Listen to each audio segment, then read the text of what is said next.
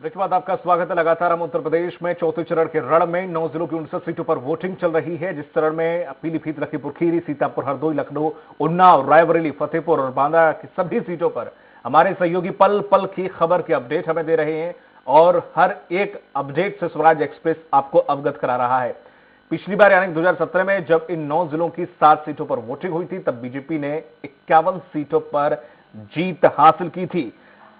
और अभी की अपडेट अगर आपको बता दें तो यूपी के मंत्री मोहसिन रजा लखनऊ के मतदान केंद्र पर वोट डाला है। उन्होंने मतदान के बाद उन्होंने कहा है कि आज यूपी अपराध और आतंकवाद मुक्त है, हर कोई सुरक्षित महसूस करता है, लोगों को रोजगार मिल रहा है। हमने यूपी की अर्थव्यवस्था को नंबर 2 पर बनाया और इसे नंबर 1 भी बनाएंगे और लोग उसी के लिए वोट करेंगे।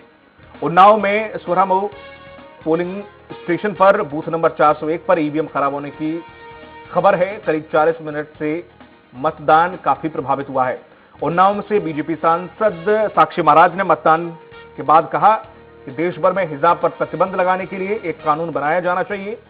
उन्नाव की बात करें तो 12 पोलिंग बूथ पर ईवीएम और वीवीपैट खराब होने से मतदान प्रभावित हुआ है और इनमें बूथ क्रमांक है 435, 363, 226, 183, 238, 250, 318, 283 और 341 और 44 और 5 पर ईवीएम की खराबी की शिकायत मिल रही है। उन्नाव जिले के मोहान विधानसभा की मिर्जापुर अजिगांव में ग्रामीणों ने मतदान बहिष्कार का ऐलान कर दिया है। दरअसल ग्रामीण सालों से सई नदी पर पुल बनाने की मांग कर रहे हैं।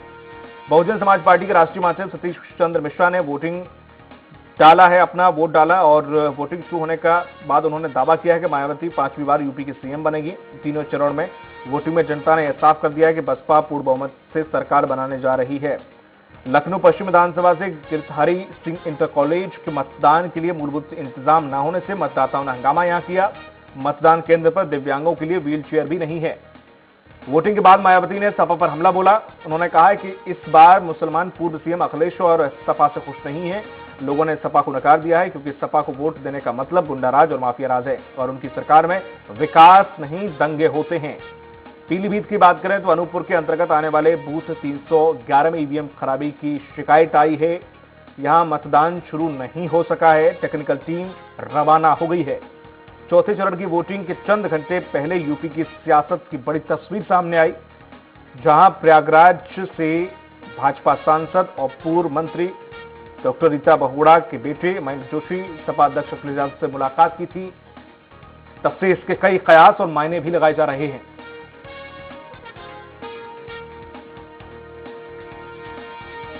और सहयोगी अनमोल श्रीवास्तव हमारे साथ जुड़ गए हैं उन्नाव से। अनमोल, जिस तरह से लगातार हम जिक्र कर रहे थे, उन्नाव में अब चहलकदमी जैसे दिन बढ़ता जा रहा है, क्या वहां पर देखने को मिल रहा है जिस विधानसभा सीट पर आप मौजूद हैं? जी सर, जैसे जैसे दिन बढ़ता जा रहा है, टाइम बढ़ रहा है, वैसे वैसे यहाँ मतदाताओं का रुझान भी बढ़ता जा रहा है। अभी लाइन मात्र 25 मीटर की लगी हुई थी, लेकिन अब देखने को मिल रहा है कि यहाँ पे 100-100 मीटर लंबी लाइनें लग गई हैं। हम यहीं से नजारा अभी कटरी बेल्ट के लिए निकल रहे थे तो रास्ते में हमको कई मतदान बूथ मिले। हमने वहाँ रुक कर देखा तो वहाँ बूथों पर लाइन लगी हुई है। कहीं ना कहीं मतदाताओं में काफी रुझान दिख रहा है। ये महसूस हो रहा है कि मतदाता उत्साहित है और राष्ट्रीय पर्व पर अपना मतदान करके नई सरकार चुनने के लिए उत्साहित दिख रहा है।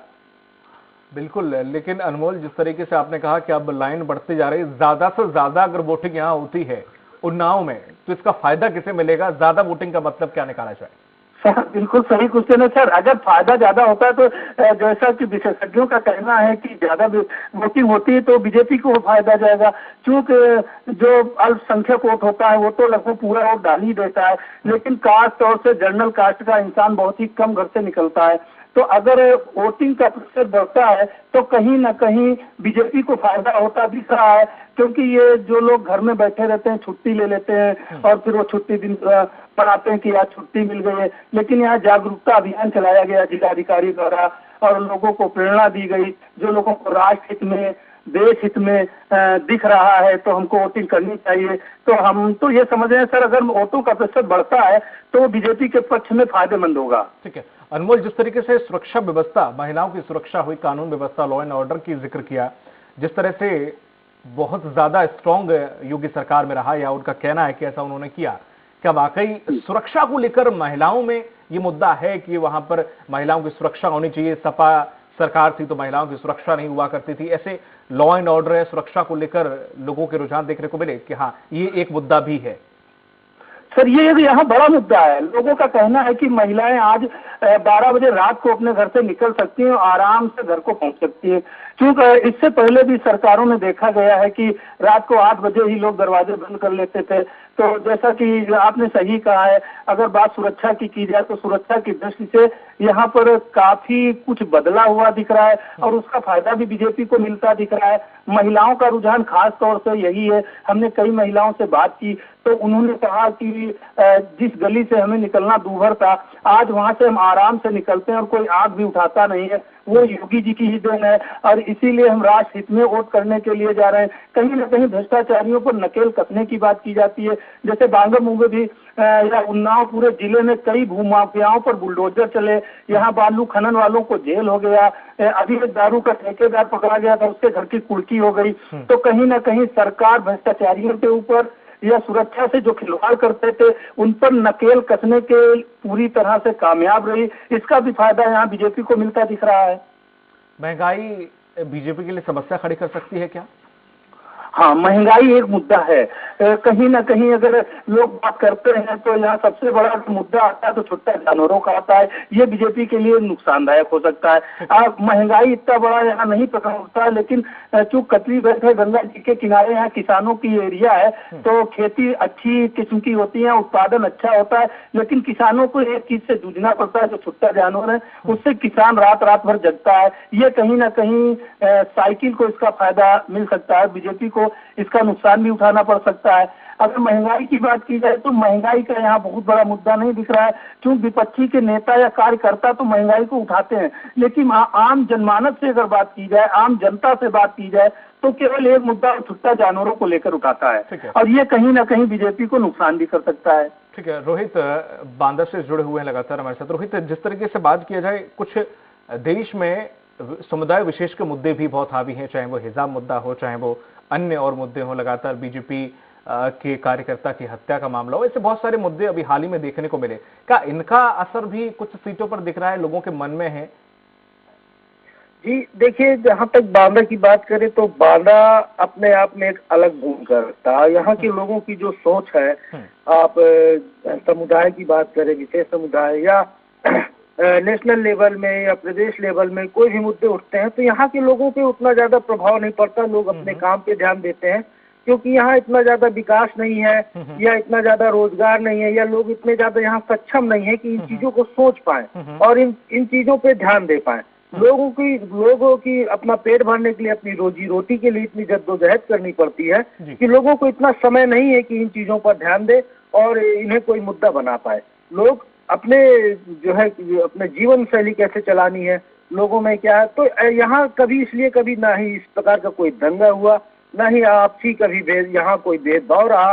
लोग एक ही तहजीब में, एक ही हमेशा एक चक्रव्यूह जो आप माने या एक जो भी आप माने, तो एक ही ढाल पे यहाँ की जो जनता है वो चलती है। ठीक है, लेकिन रोहित, जिस तरीके से आपने जिस वर्गीकरण जो किया है जनता का या समुदाय का या वहां के क्षेत्रफल का, लेकिन वहां से एक चीज समझ में आती है कि जो योजनाएं थी, चाहे वो केंद्र की योजनाएं हो, चाहे योगी सरकार की योजनाएं हो, चाहे वो शौचालय को लेकर या आवास को लेकर या बिजली को लेकर या फिर जो अन्य सुविधाएं दी गई थी राशन को लेकर, तो ऐसी जो सुविधाएं या राहत पैकेज जनता के लिए दिए गए थे, उनका असर दिखेगा? देखिए, असर तो है, लेकिन वो असर भी क्षणिक असर रहा, जिसका लोगों को जिसका भी लोगों को आक्रोश है। आप मुफ्त बिजली की बात करें, कनेक्शन तो दे दिए गए थे, लेकिन कई ऐसे गांव थे जिसे सांसद गोद भी लिए हुए थे। उस समय की बात है जब भैरव प्रसाद ये सांसद गोद लिए थे, वहाँ का हमने दौरा भी किया था। वहाँ हमने देखा था जो लोगों की शिकायतें थी, बिजली कनेक्शन थे लेकिन लाइट नहीं आ रही थी, लेकिन और बिल ऊपर से आ रहा था। इसका लोगों पे बहुत आक्रोश था। बहुत से लोगों ने प्रदर्शन भी किए, इसकी शिकायतें भी की।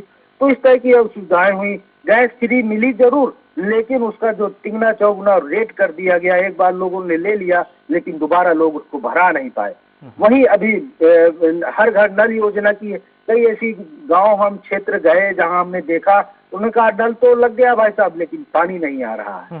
तो ऐसी तमाम समस्याएं हैं जो योजनाएं तो दी गई और वहीं गांव क्षेत्रों में भ्रष्टाचार की, चाहे आवास की योजना हो या शौचालय की योजना हो, इन चीजों में भी भ्रष्टाचार किया गया।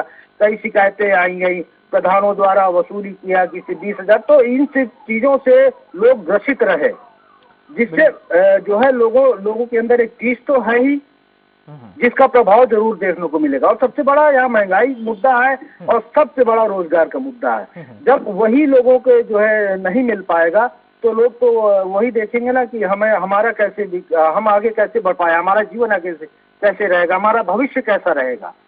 तो ये सब सोचकर ही लोग वोट करेंगे। राजनीति काफी पेचीदगी वाली होती है। यहाँ पर व्यक्ति कह के तो मुद्दों की जाता है, लेकिन वोट अपनी जाति का कोई है तो वहां पर डालाता है, मुद्दे फिर साइड में हो जाते हैं। तो क्या यहाँ पर भी ऐसे ही कुछ हैं वर्ग विशेष की, हो सकता है कि जो मुद्दे आप गिना रहे हो वो मतदान केंद्र तक पहुंचते पहुंचते गायब हो जाएं और जाति समीकरण ही फिट बैठे?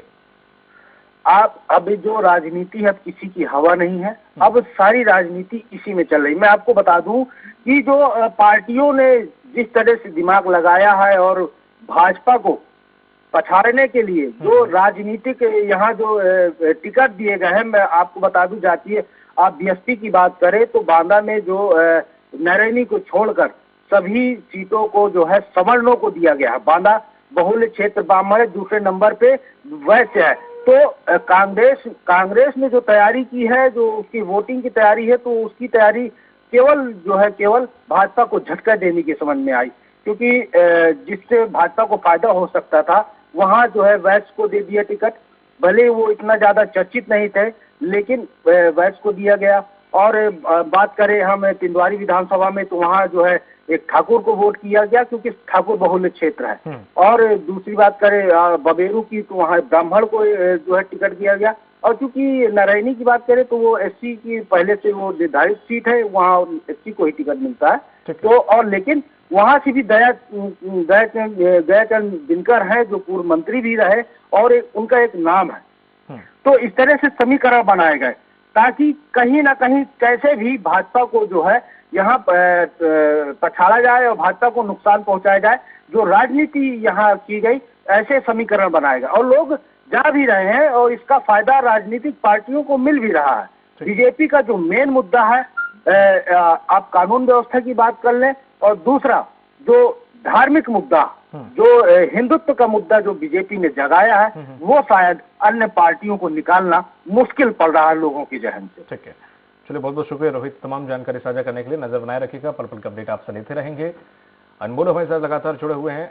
अनमोल, आपसे सवाल लें उससे पहले मुकेश गुप्ता हमारे साथ पीलीभीत से जुड़ गए हैं। मुकेश, जिस तरीके से बात की जा रही है राष्ट्रीय मुद्दे की या फिर हिंदुत्व की, तो पीलीभीत में ऐसा कोई मुद्दा हावी है या फिर जो मूलभूत मुद्दे होते हैं जनता की, बिजली, पानी, मकान, सुरक्षा, स्वास्थ्य, यही मुद्दे हैं?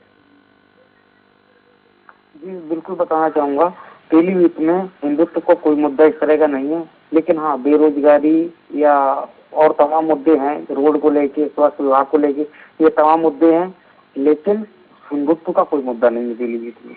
ठीक है मुकेश, जिस विधानसभा सीट पर आप मौजूद हैं या फिर नजर बनाए हुए अन्य विधानसभा सीट पर, क्या इस वक्त शुरुआती रुझान जिस तरह से चहलकदमी मतदान केंद्रों पर दिखी थी, क्या अब उसका प्रतिशत बढ़ रहा है या किस वर्ग विशेष के लोग सबसे ज्यादा पहुंच रहे हैं, एक्साइटेड हैं वोट करने के लिए? जी यहाँ पे वोटिंग भी सही से हो रही, मतदान केंद्र पे ही मैं इस वक्त खड़ा हूँ बरकड़ा विधानसभा के, लेकिन यहाँ पर खास तौर पर देखा जा सकता है लोग मत करने के लिए बहुत ज्यादा जागरूक हैं और अधिक से अधिक संख्या में लोग आ रहे हैं मतदान करने के लिए। ठीक है, आपसे जुड़ेंगे मुकेश। इस वक्त की बड़ी खबर है, लखनऊ से सपा अध्यक्ष अखिलेश यादव से मिले हैं मयंक जोशी।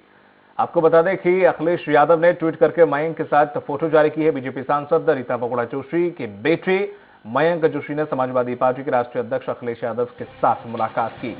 मयंक जोशी ने बीजेपी से टिकट के लिए आवेदन किया था। मयंक ने लखनऊ कैंट विधानसभा सीट से टिकट मांगा था, लेकिन बीजेपी ने मयंक को टिकट नहीं दिया।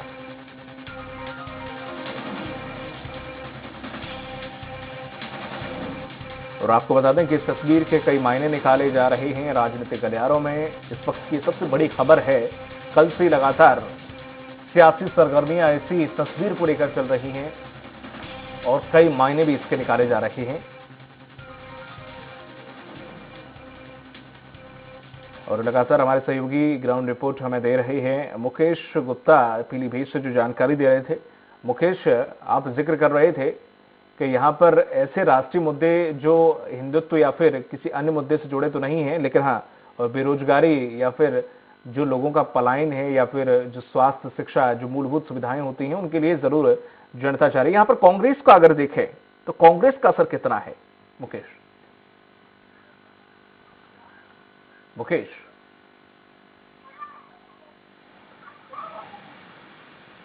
मुकेश संपर्क नहीं हो पा रहा, लेकिन अनमोल हमारे साथ जुड़े हुए लगातार उन्नाव से। और अनमोल, यहाँ पर सपा और बीजेपी की टक्कर में कांग्रेस कहां नजर आती है?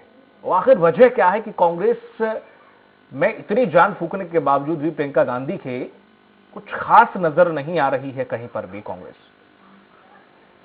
जी हाँ, उन्नाव में तो कांग्रेस, हम उन्नाव ही क्यों कहें, हमारी समझ से तो पूरी प्रदेश में ही कांग्रेस का अस्तित्व बिल्कुल ऐसा महसूस होता है कि वो दिन पर दिन घटता ही जा रहा है। अगर उन्नाव की बात की जाए तो किसी जमाने में पंडित गोपीनाथ दीक्षित उन्नाव से बांगरमऊ विधानसभा से गृह मंत्री हुआ करते थे। जियाउर रहमान अंसारी एक केंद्रीय मंत्री उन्नाव जनपद से हुआ करते थे। एक से हाई लेवल उन्नाव की धरती ने, बांगरमऊ की धरती ने है जो कांग्रेस नेताओं को दिया है। यहाँ तक कि शीला दीक्षित दिल्ली की 3 बार मुख्यमंत्री रही, वो भी उन्नाव जनपद की उगू गांव की थी। संदीप दीक्षित दिल्ली के सांसद हैं, वो भी उन्नाव जनपद के ही रहने वाले हैं। उन्नाव की धरती ने अच्छे अच्छे कांग्रेसियों को यहाँ से जन्म दिया है, लेकिन आज उन्नाव की धरती पर कांग्रेस का अस्तित्व है जो बिल्कुल घटता ही जा रहा है। आप ये कह सकते हैं कि सूर्य अस्त ऐसा हो रहा है। यहाँ पर कहीं से भी सिर्फ एक सीट पर ये तो दिख रहा है कि वहाँ मोहान सीट पर की कांग्रेस लड़ रही है, वो त्रिकोणीय मामला हो सकता है, लेकिन बाकी शेष विधानसभाओं पर ऐसा नहीं महसूस हो रहा है कि यहाँ पर कांग्रेस का कुछ भी अस्तित्व है या लड़ेगी। हाँ, पिछले विधानसभा उपचुनाव में बांगरमऊ सीट पर कांग्रेस प्रत्याशी आरती वाजपेयी जरूर दूसरे नंबर पर रही थी, लेकिन वहाँ कहीं ना कहीं ये लगाया जा रहा था कि मुस्लिम बाहुल्य ने उनको सपोर्ट कर दिया था, लेकिन अब तो यहाँ मुस्लिम ही वो प्रत्याशी है, इसीलिए मुस्लिम अब की उनको सपोर्ट करता नहीं दिख रहा है। तो अगर हम बात करें कांग्रेस की, तो कांग्रेस का यहाँ उन्नाव जनपद में कोई जनाधार अभी नहीं दिख रहा है। यहाँ प्रियंका जी आई, रोड शो किया, अभी पूजा वो जो मर्डर वाला केस हुआ उसके घर गई, संवेदना व्यक्त की, काफी चर्चित रहा, काफी उन्होंने ट्वीट कर भी जानकारी दी, लेकिन उसकी कोई ना सहानुभूति है। और यहाँ से कांग्रेस का अस्तित्व बहुत ज्यादा उन्नाव में तो अभी नहीं दिख रहा है। आप ये भी कह सकते हैं कि अब लड़ाई तो जात धर्म की बात की जाए तो यहाँ कांग्रेस का कोई मूल वोट नहीं है। अगर बीजेपी बात करती है तो एक हिंदुत्व के मुद्दे पर करने लगती है, अगर अखिलेश बात करते हैं तो वो थोड़ा हिंदुत्व से हटकर अल्पसंख्यकों का पक्ष ले लेते हैं। तो अब हमारी समझ से तो कांग्रेस के लिए कुछ बचा ही नहीं है कि वो जाए तो किधर जाए, किसको लेकर जाए। एक जमाने में उसके पास दलित हुआ करते थे तो दलित आज बहन जी का वोटर माने जाते हैं, मुस्लिम हुआ करते थे तो मुस्लिम आज सपा के वोटर माने जाते हैं। तो हम तो ये कह सकते हैं कि अब उनके पास कोई मूल धन वोट ऐसा नहीं दिखता है भारी संख्या में जो कांग्रेस के पक्ष में एक तरफा वोट कर दे। ठीक है मुकेश, जिस तरह से कांग्रेस का जिक्र किया, पीलीभीत में कांग्रेस कहां दिखाई देती है? इसमें कांग्रेस का कोई भी कहीं भी कुछ नहीं दिख रहा है। कांग्रेस का जो प्रत्याशी है उनने भी प्रचार जहां तक हर पार्टी से कमी किया है, क्योंकि कांग्रेस के गांव में पूछा जाए कि कांग्रेस से कौन प्रत्याशी, तो गांव वालों को पता ही नहीं कांग्रेस से प्रत्याशी है तो है कौन, क्योंकि कांग्रेस तो है ही नहीं पीलीभीत के अंदर देखा जाए तो। टक्कर का दो ही है, सपा और भाजपा, सपा और बीजेपी, टक्कर तो 2 लोगों की है और कोई नहीं दिख रहा पीलीभीत के अंदर चारों विधानसभाओं के। ठीक है, चलिए मुकेश और अनमोल, आप दोनों लोगों का तमाम जानकारी साझा करने के लिए बहुत बहुत शुक्रिया। लगातार नजर बनाए रखिएगा, पल पल के अपडेट आप दोनों से लेते रहेंगे।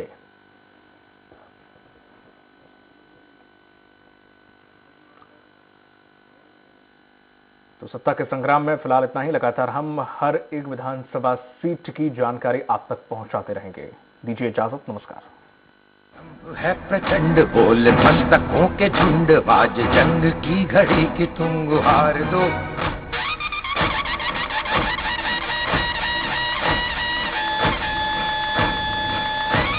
आरंभ है प्रचंड।